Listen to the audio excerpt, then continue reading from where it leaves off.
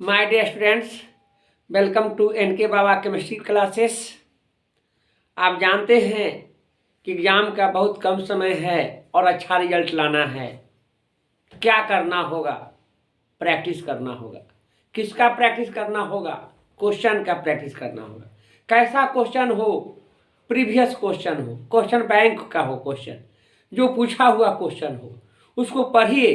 अच्छा रिजल्ट जरूर आएगा। प्रैक्टिस कीजिए। हम कहते हैं कि बार बार प्रैक्टिस कीजिए। अंत भला तो सब भला। अंत में जितना अच्छा काम करेंगे उतना ही अच्छा रिजल्ट आएगा। पहले से क्या किए ना किए उससे कोई मतलब नहीं है, और हम जानते भी हैं कि उतना याद नहीं होगा। लेकिन आप जितना प्रैक्टिस करते हैं, जितना रिवीजन करते हैं, जितना क्वेश्चन का प्रैक्टिस कर रहे हैं, वही आपके लिए बहुत अच्छा कारगर रिजल्ट के लिए एक बहुत बड़ा चीज़ होगा। तो इस बात को समझिए और पढ़िए। हम तो लगातार पढ़ा ही रहे हैं, समझा ही रहे हैं। अब समय दिन प्रतिदिन घटते ही जा रहा है। वैसे वैसे आप लोगों को अधिक उमंग और जोश खरोट के साथ पढ़ने की आवश्यकता है। देखिए, जो पढ़ेगा वही रिजल्ट लाएगा। जो जीता वही सिकंदर, आप जानते हैं। तो जो पढ़ा वही सिकंदर, जो पढ़ा उसी को रिजल्ट अच्छा आएगा और आने वाला है। तो अब से भी तन्मय होकर के पढ़िए, मन लगाइए। 10-12 घंटा का स्टडी कीजिए। 5 सब्जेक्ट है, 2-2 घंटा पढ़ेंगे तो 10 घंटा हो जाएगा। होगा कि नहीं, आप ही सोचिए जरा।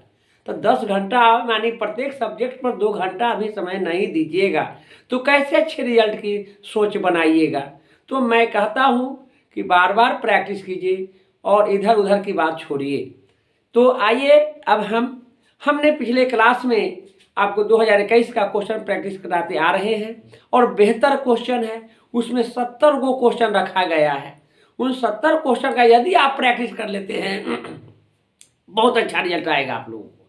मेरा अनुभव है, हम देखे हैं। एक एक क्वेश्चन की क्वालिटी है उसमें, और इस क्वालिटी को मेंटेन कीजिए।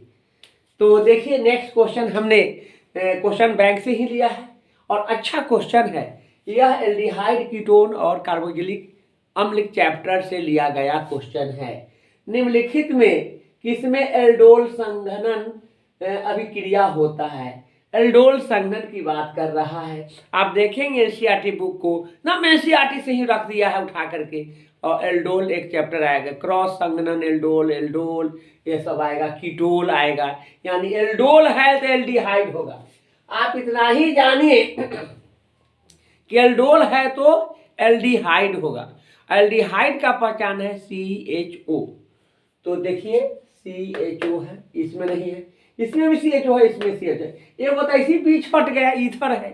तो 3 गो में से आपको जानना है। तो एल्डोल में एक बात और जानिए कि एरोमेटिक कंपाउंड नहीं होंगे, बेंजीन ग्रुप नहीं होगा, यानी C6H5 वाला नहीं होगा। तो बच गया एसिटल्डिहाइड, फॉर्मल्डिहाइड और एसिटल्डिहाइड। इस दोनों की बात करते हैं तो उसमें फॉर्मल्डिहाइड की बात किया गया है। किसकी बात किया गया है? फॉर्मल्डिहाइड, यानी मेथेनॉल, HCHO। इसका आंसर होगा HCHO, याद रखेंगे आप। नेक्स्ट है, क्लोरीन अमोनिया की अधिकता से अभिक्रिया करके बनाता है। यह आपको पी ब्लॉक का एलिमेंट है। अमोनिया ग्रुप 15 चैप्टर में दिया है। अमोनिया का प्रिपरेशन पढ़ना है। तो अमोनिया क्लोरीन के साथ अभिक्रिया करके क्या बनाएगा? तो आप जानेंगे कि अमोनिया जो है क्लोरीन के साथ अभिक्रिया करके अमोनियम क्लोराइड बनाता है। क्या बनाता है? Ammonium chloride. तो यहाँ हो जाएंगे, इसका आंसर ए होगा। देखिए, यहाँ पर अमोनिया का सूत्र Na3 प्लस क्लोरीन Cl2, यह बना लेगा NH4Cl बनाता है। इसका आंसर यह होगा। अब क्वेश्चन बैंक में N2 प्लस Cl3 NCl3 दिया हुआ है, ऐसा नहीं होता है, ध्यान रखेंगे। नेक्स्ट है, कौन ताप द्वारा प्रभावित नहीं होता है? ताप पर निर्भर न करने वाला, ताप पर निर्भर न करने वाला विलयन कौन है? तो आप जानेंगे कि इसमें 2 है। एक है आपको मोलालता और दूसरा है मोल अंश। मोलालता और मोल अंश को छोड़कर जो भी होंगे वह विलयन आपको ताप पर निर्भर करता है। क्यों नहीं करेगा मोलालता?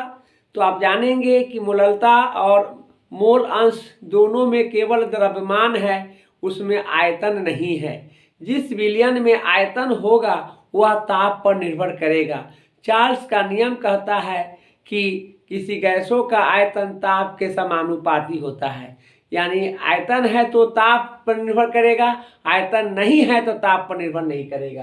तो नॉर्मलता में आयतन है। 1 लीटर विलयन में घुले हुए विलायक के आयतन को 1 लीटर विलयन के आयतन में घुले हुए विलय के मोलों की संख्या को नॉर्मलता कहते हैं। उसी को सांद्रता भी कहते हैं, उसी को फॉर्मलता कहते हैं, उसी को मोलारता कहते हैं। तो यानी आपका मोलालता नहीं होगा, यहाँ पर ये होगा सी। ध्यान देंगे। नेक्स्ट क्वेश्चन है, निम्नलिखित अभिक्रिया का प्रमुख प्रतिफल है। देखिए आपके क्वेश्चन को मैं गलती दिया था, हमने सुधारा है। यहाँ पर सी या NO2 की जगह पर NH2 है, NH2 वह गलत है। NH2 है और प्रतिफल में भी C6H5NH2, यह भी इसका सूत्र क्या है, C6H5NH2 यदि है तो यहाँ भी C6, तो यह गलत है। यहाँ पर NO2 है, NCERT किताब देखिएगा, ये मेन चैप्टर से है, एकदम सेम है, लेकिन वहाँ मिस्टेक हो गया होगा, NO2 के जगह पर NH2 लिखे हुए था, तो यहाँ पर NO2 हमने बनाया है। और क्या SN प्लस HCl के प्रेजेंस में, लेकिन एक और भी उत्प्रेरक भाग लेता है अथवा करके Fe प्लस HCl भी हो सकता है, तो इसके प्रेजेंस में अभिक्रिया करता है, तो यहाँ पर NO2 हट करके NH2 बन जाता है। क्या बना जाता है? NH2। तो यानी C6H5NH2 यही बनेगा। अच्छा क्वेश्चन है, बहुत अच्छा क्वेश्चन है। नेक्स्ट है, निम्नलिखित में कौन कृत्रिम मीठा अभिकर्ता है? यानी निम्नलिखित में कृत्रिम मधुरक होगा, और मधुरक जो है सुक्रालोज है, एपार्टेम है, एलिटेम है, तो 3 गो होता है। तो यहाँ पर साइक्लिन नहीं है, प्राकृतिक है। सोडियम साइक्लोमेट ये भी नहीं है, या इनमें से सब ये भी नहीं है। कौन होगा? एस्पार्टेम है। यह दैनिक जीवन के रसायन में कृत्रिम मधुरक के बारे में बताया गया है कि सबसे ज़्यादा मीठा होता है। इसका उपयोग कौन करते हैं? जो शुगर पेशेंट होते हैं, डायबिटीज होता है, उनको मीठा खाना खाने के लिए, स्वाद को लाने के लिए मीठा खाएंगे, लेकिन वह शुगर फ्री होता है, जिसमें शुगर नहीं, जिससे कैलोरी नहीं बनता है, तो वह है कृत्रिम मधुरक। तो उसमें एस्पार्टेम होगा, या सुक्रालोस होता तो वो होता, या एलिटेम होता तो वो होता। यानी क्या हो जाएंगे? देखिए क्वेश्चन 2021 का क्वेश्चन, कितना बिजोड़ क्वेश्चन, पूरे चैप्टर पूरे सिलेबस को कवर किया, इसलिए बेहतर है, जानिए इसको। निम्नलिखित में निम्नलिखित कौन सा प्राकृतिक बहुलक है? देखिए बहुलक चैप्टर से है। प्राकृतिक मतलब पौधे एवं जंतु से सीधे प्राप्त हो, DNA हो, प्रोटीन हो, कार्बोहाइड्रेट हो, RNA हो, सेलुलोज हो, स्टार्च हो, सब प्राकृतिक है। लेकिन उसको छोड़कर जो मानव द्वारा बनाते हैं वो मैनमेड होगा। यहाँ प्रोटीन यही होगा। नाइलॉन 6 प्राकृतिक नहीं है, यह मैनमेड है। ब्यूना एस और है सभी, यहाँ पर ब्यूना एन भी हो सकता था, लेकिन हमने यहाँ सभी लिख दिया है यानी ऑप्शन में। तो यहाँ क्या होगा? प्रोटीन होगा। प्रोटीन क्या है? बहुलक है। कैसा बहुलक? प्राकृतिक बहुलक। DNA, protein, cellulose, starch, RNA, ये सब प्राकृतिक बहुलक है, ध्यान रखिए। नेक्स्ट है हेक्साएमाइड प्लैटिनम 4 क्लोराइड का सही सूत्र। बहुत बेजोड़ क्वेश्चन, यह आपको 7th चैप्टर से लिया गया है, 9th चैप्टर से लिया गया है, और वह है आपको उपसंयोजी यौगिक, वहाँ से लिया गया है। देखिए मैं आपको बतला दूं कि हेक्सा एमाइड, एमाइड मतलब NH3, एमाइड को क्या कहेंगे? NH3। तो कै गो होना चाहिए? 6 गो NH3 होना चाहिए। इसमें NH3 6 गो है, इसमें 6 गो है, इसमें 2 गो है, इसमें क्या गो है? 2 गो है, छट जाएगा, यानी ये छट जाएगा, 3 गो 6 बनाया। अब रह गया कि कितना वैलेंसी है? 4, यानी क्लोरीन कै गो होना चाहिए? 4 गो। यहाँ कै गो क्लोरीन है? 4 गो। यहाँ कै गो? 2 गो है। यहाँ कै गो? 3 गो। यहाँ 6 गो। ये छट गया, ये छट गया, ये छट गया, क्या होगा? ये देखिए आपको बहुत अच्छा तरीका, कौन नहीं होगा फिर जानिए। तो 4 वाला होगा, तो 4 क्लोरीन है, यहाँ कै गो है, 2 गो, ही नहीं होगा, 3 गो नहीं होगा, 6 गो नहीं होगा, तो यह नहीं हुआ, यह नहीं हुआ, यह नहीं होगा, कौन होगा? यह आप नहीं हो जानिए कि यह आंसर होगा, तो ये इसका आप आंसर दे सकते हैं। इसकी वैलेंसी कितना है? 4 होना चाहिए। अब देखिए इसका हम बतला देते हैं। हेक्साएमाइड NaC एमाइड कै गो 6 हेक्साएमाइड, और बाद Pt से प्लैटिनम, और बाद कै गो है क्लोरीन? 4, 4 हो गया, Cl का क्लोराइड कहते हैं। ये हो गया आंसर। कितना अच्छा क्वेश्चन है, देखिए अच्छा क्वेश्चन, यह मेडिकल इंजीनियरिंग में क्वेश्चन लाइक क्वेश्चन है, लेवल भी बहुत अच्छा है, इसका ध्यान रखेंगे, बन जाएगा सब। निम्नलिखित में से कौन अक्रिस्टलीय ठोस का उदाहरण है? अक्रिस्टलीय यानी अरवेदार, बेरवेदार, एमॉर्फस, जिसका ज्यामितीय आकार नियमित, अनियमित एवं अनिश्चित होता है, वह कांच होता है। कांच है, रबर है, प्लास्टिक है, यह आपका इंपॉर्टेंट और रवेदार है। तो यहाँ पर क्या होगा? कांच है, इसका आंसर ये होगा। NaCl आयनिक है, डिस्टिलेट ठोस। ZnS ये भी आयनिक है, और सिलिकॉन नेटवर्क है। नेक्स्ट क्वेश्चन है, निम्न में कौन अनुसंख्यक गुणधर्म है? अनुसंख्यक गुणधर्म वही होते हैं जो विलयन में उपस्थित विलायक के कणों की संख्या पर निर्भर करता है, उसके प्रकृति पर नहीं। और यह 4 होते हैं, और नमन के सापेक्ष वाष्पता, उन्नयन का क्वथनांक, हिमांक का नमन, और प्रासरण दाब, ये 4 के छोड़ के जो कुछ भी होगा वह सब अनुसंख्यक गुणधर्म नहीं होगा। तो देखिए यहाँ पर श्यानता है, नहीं होगा, पृष्ठनाव नहीं होगा, अपवर्तनांक नहीं होगा, जो कि हमने बताया 4 को छोड़ करके, यह क्या प्रासरण दाब नहीं होगा। नेक्स्ट है 1 मोल AlCl3, 1 मोल AlCl3 को एल में अपचयन के लिए कितने आवेश की आवश्यकता होती है? Very good question. देखिए आपको जो है मोल कहेगा, 1 मोल में 96,500 होता है, कितना कूलम होता है? 1 मोल का कितना कूलम होगा? 96,500। 1 फैराडे में 1 मोल, 1 फैराडे में 1 मोल, और कितना? 96,500। और यहाँ देखेंगे 1 मोल है, ठीक है, 1 मोल गुणे कितना? 96,500। और कै गो आवेश दिया हुआ है? 3 गो है, यानी 3 से गुना होगा। 2 गो आवेश रहता तो 2 से, 1 रहता तो 1 से, 4 रहता तो 4 से, 5 रहता तो 5 से, यानी जय गो आवेश रहेगा उतना से गुना का, जय मोल रहेगा उतना से।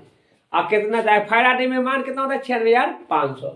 तो यहाँ पर 1 गुणे 96,500 गुणे 3, 3 0 0 3 0 0, 5 15 के 5 हासिल 1, 6 18 1, 19 के 9 हासिल 1, 1 9 27 1 28, 1 2 3 4 5, सब देखिए पावर 5 में है, यानी 1 2 3 4 5, शून्य घट कहते हैं 2.895 गुणे 10 के पावर 5 कूलम। देखिए इसमें डाटा में यहाँ था 28.95, 5 दे लेता है, यहाँ 289.5 है, यहाँ 2895 है, यह नहीं होगा, यह नहीं होगा, यह नहीं, कौन होगा? हमने यहाँ सुधारा है, 2.895 किए हैं, तो इसका आंसर हो जाएंगे बी। ऐसा ऐसा क्वेश्चन पूछता है, ध्यान दीजिए कितना मजेदार क्वेश्चन सब है, और इसको आप प्रैक्टिस न करेंगे तो किसको करेंगे, और अच्छा रिजल्ट कैसे आएगा? हमने कहा है कि घर बैठे रिजल्ट लीजिए, एकदम पढ़िए, 1 महीना में हम बिल्कुल पूरे के पूरे केमिस्ट्री, अब तो बहुत पढ़ा दिए, थोड़ा सा और ऑब्जेक्टिव पढ़ा करके सब्जेक्टिव में 10-12 वो क्लास लेंगे, अब बम बम कर देंगे आप लोगों को, बेहतर हो जाइएगा आप लोग, रिजल्ट इतना अच्छा आएगा। लेकिन कब? जब आप पढ़ते रहेंगे तब ना, नहीं पढ़ेंगे तो सब बेकार हो जाएगा। अब न सोइए, अब जागने की ज़रूरत है, 10 घंटा पढ़ने की ज़रूरत है। इन्ने उन्ने बुगाड़िएगा, इधर ही कोचिंग सबसे क्या फ़ायदा होने वाला है? भोज के समय कोहरा रोपने से काम चलेगा? जो कहावत है भोज के समय कोहरा, वो तो गलत बात न है। आपको परीक्षा है, अब इन्ने उन्ने कहिएगा कि इन्ने से नोट लिया है, उन्ने से वो करे, इतना दिन से क्या हुआ? इतना दिन से ना पढ़े तो अब उसको जुगाड़ लगाने से कौन फ़ायदा? आपको प्रैक्टिस करने की आवश्यकता है, और प्रैक्टिस कीजिए, अच्छा रिजल्ट जरूर आएगा। हम उसके लिए साथ हैं, आपको एक एक क्वेश्चन पर चर्चा करते हैं और उसका एक्सप्लेनेशन को बतलाते हैं। और क्वेश्चन बैंक से अच्छा कुछ नहीं है, यहाँ तक कि मॉडल सेट भी नहीं है, सब बकवास है, जान लीजिए। अच्छा अच्छा क्वेश्चन जरूर है, लेकिन क्वेश्चन वहाँ से नहीं आता है।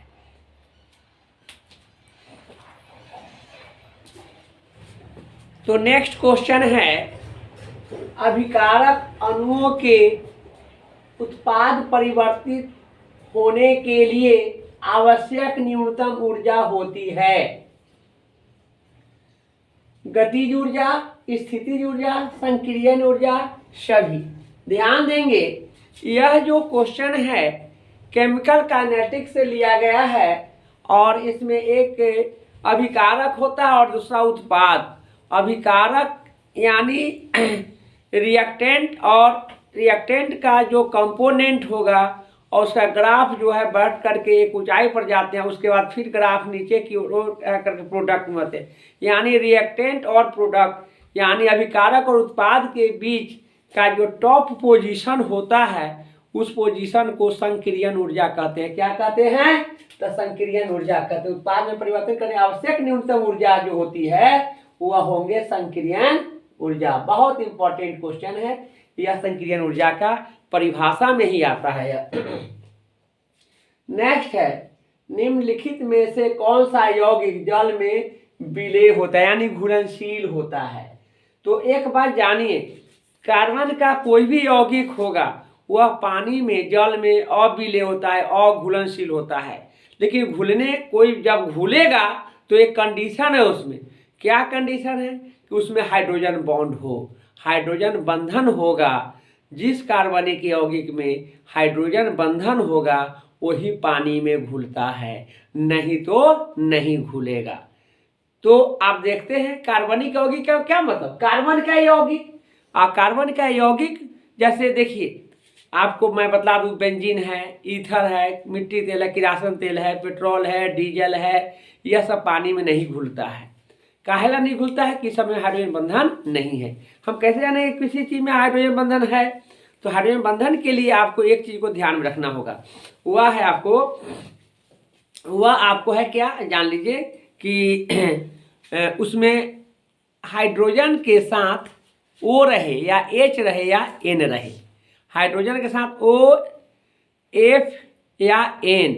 जब हाइड्रोजन के साथ FO, N में से कोई रहे तो वह जल में घुलनशील होगा। ये तीनों में से कोई ना रहे तो वह जल में नहीं घुलेगा। तो आप देखिए, CHCl3 है, H के साथ FO, N में से कोई है क्या? नहीं है, यह पानी में अघुलनशील होगा।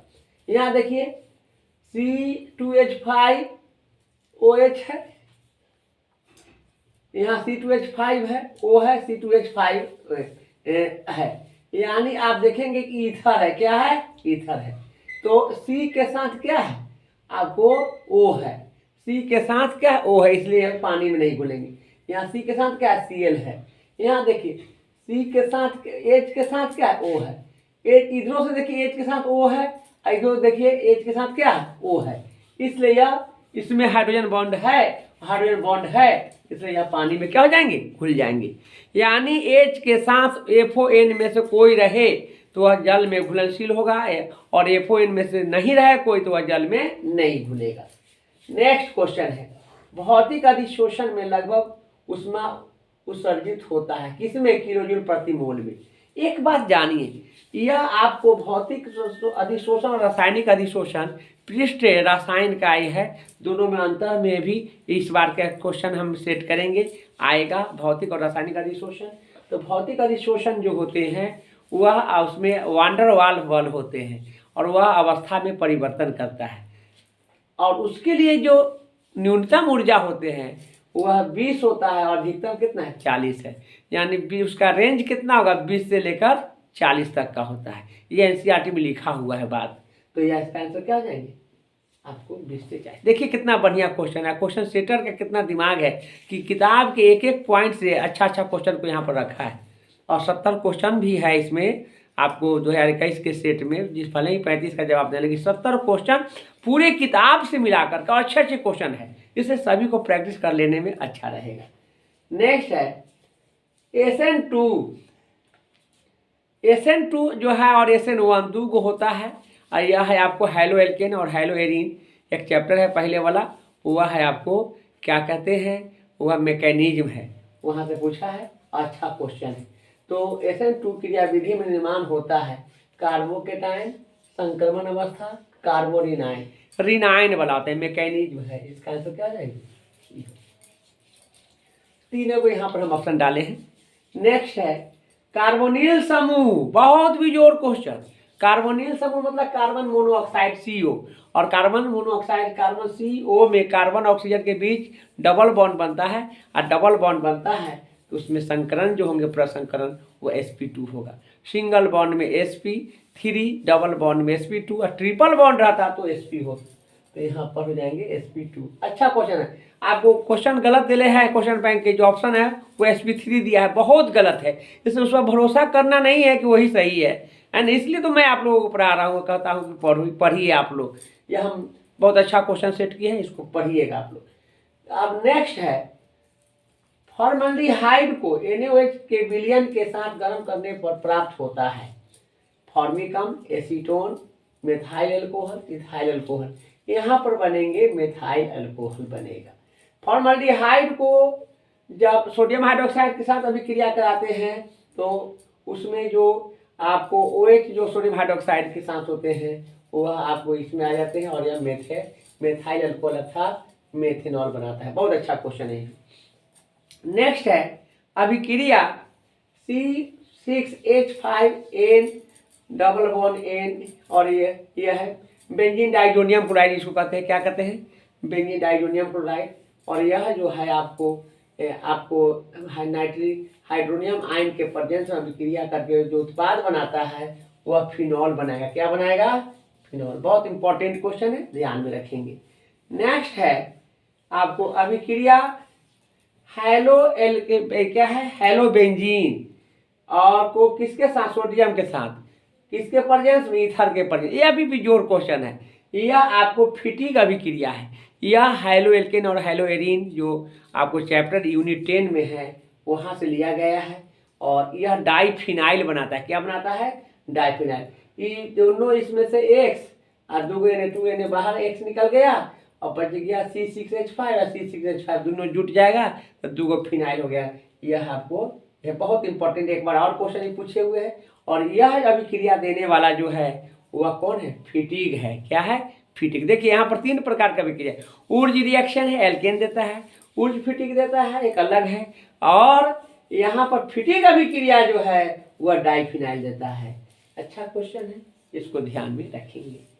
नेक्स्ट है फिनॉल को सैलिसाइल एल्डिहाइड या सैलिसैल्डिहाइड भी कहते हैं। फिनॉल को सैलिसाइल एल्डिहाइड या सैलिसैल्डिहाइड में निम्नलिखित में से किस अभिक्रिया के द्वारा परिवर्तित किया जाता है? देखिए यह राइमर टीमन अभिक्रिया के द्वारा इसको फिनॉल को आप सैलिसैल्डिहाइड में कन्वर्ट किया जाता है। जब फिनॉल को क्लोरोफॉर्म के साथ अभिक्रिया कराते हैं तो यह जो है आपको क्या कहते हैं, सैलिसैल्डिहाइड आपका बनता है, यानी फिनॉल पर एल्डिहाइड ग्रुप लग जाते हैं, 2 हाइड्रोक्सी बेंजेनल का निर्माण होता है, जिसे कहते हैं, जिसे हम कहते हैं आपको रीमन टीमन रिएक्शन। रीमन टीमन रिएक्शन में पढ़ना है, काफ़ी अच्छा है। कोलबे रहता तो सैलिसैलिक अम्ल होता, कोलबे होता तो सैलिसैलिक अम्ल होता, और सैलिसैल्डिहाइड है तो रीमन टीमन ने दिया है। यह एल्कोहल, फिनॉल और ईथर चैप्टर से लिया गया क्वेश्चन है। काफ़ी मज़ेदार क्वेश्चन है, काफ़ी इम्पोर्टेंट है। जब आपको हम पूरे अभिक्रिया पढ़ाएंगे एक साथ तो वहाँ पर इसकी चर्चा करेंगे। उस अभिक्रिया से डायरेक्ट यहाँ पर ऑब्जेक्टिव क्वेश्चन सेट किया है। ऐसे तो हमने पढ़ाया है फाउंडेशन में, आपको ऑनलाइन में देखिएगा, वह चैप्टर का नाम है अल्कोहल, फिनॉल एंड ईथर। वहाँ पर जितने भी इम्पोर्टेंट रिएक्शन था उसको भी पढ़ाया। उसके अलावे भी हम ऑर्गेनिक केमिस्ट्री पार्ट अलग किए थे, और ऑर्गेनिक केमिस्ट्री में व्हाट हैपेन और टाइप्स ऑफ रिएक्शंस जो हैं, जितने साइंटिफिक नेम हैं, सबको हमने वहाँ पर दिखाया है। कोल्बे रिएक्शन, उर्ज reaction, उर्ज-फिटिक reaction, Etard reaction, क्लीमेंसन reaction, Hoffmann reaction, यह तमाम रिएक्शंस की हमने वहाँ चर्चा किया है। फिर एक बार और करेंगे, एग्जामिनेशन के लिए आप लोगों को रिवीजन कराएंगे और आप देखेंगे तो इस प्रकार से इसका जो आंसर होगा आपको रीमैन टीमैन अभिक्रिया होगा। याद रखेंगे, बेहतर क्वेश्चन है, पढ़िए मन लगा करके। हम तो कहेंगे कि यही काफ़ी है, आपके पास समय कम है और कम समय में अच्छा रिजल्ट लाना चाहते हैं तो यह काफ़ी बढ़िया है। पूरे के पूरे किताब का और इतने जितने टॉपिक्स हैं सब जगह से यहाँ पर क्वेश्चन इंक्लूड किया गया है। बेहतर है आप लोग इसको ज़रूर पढ़िए, अच्छा रिजल्ट जरूर आएगा, बेहतर आएगा। मेरे पास अनुभव है, हमने पर ये लगभग 32 साल से पढ़ाते आ रहे हैं, 90 से पढ़ा रहे हैं और आज तक हमने एनसीईआरटी के अलावा कोई किताब टच नहीं किया एग्जामिनेशन के लिए और 100% वहाँ से आता है। इसीलिए मैं पॉपुलर हूँ कि क्वेश्चन मेरा लड़ जाता है। कारण है कि हमने जो भी रखता है ना हम जो भी क्वेश्चन देते हैं एनसीईआरटी से देते हैं और एनसीईआरटी से बाहर से क्वेश्चन 10+2 में नहीं, यहाँ तक छोड़िए ना, यहाँ तक कि नीट और इंजीनियरिंग का जो भी क्वेश्चन है सब एनसीईआरटी रखता है, एकदम लाइन बाय लाइन। इस लाइन बाय लाइन पढ़ने की ज़रूरत है और इतना ही आज के लिए हम रखते हैं। नेक्स्ट क्लास में हम और आगे की क्वेश्चन बतलाते हुए और हम 2022 का क्वेश्चन टच करेंगे और 2-3 दिन के बाद से हम आपको सब्जेक्टिव क्वेश्चन को बनाएंगे आप अच्छे ढंग से। तो आज के लिए इतना ही।